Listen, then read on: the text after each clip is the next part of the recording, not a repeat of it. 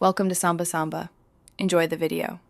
In this video, I will explain how to make Ethiopian baklava full guide.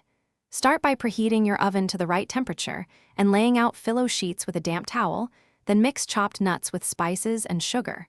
Brush each filo layer with butter carefully to build crisp, golden layers.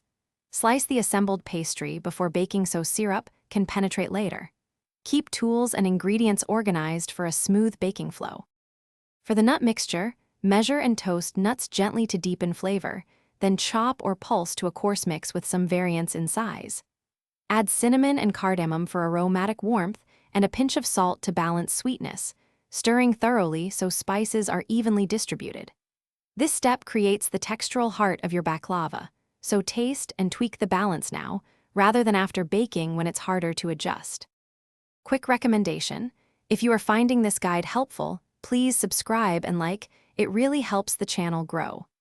On another note, life's too short for cheap socks. Go darn tough with a lifetime warranty. They keep your feet comfortable during long prep sessions and early morning baking. Check the description for the link to that recommendation and other deals. Then now let's get back to the video. Assemble on a baking tray by layering filo and brushing each sheet with melted butter, keeping unused sheets covered to prevent drying.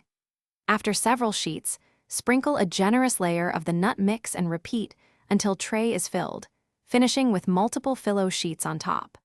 Score the entire pastry into serving pieces before baking so syrup can penetrate evenly, then bake until golden and crisp across the surface for best results. Thanks for watching. Consider subscribing if we helped you.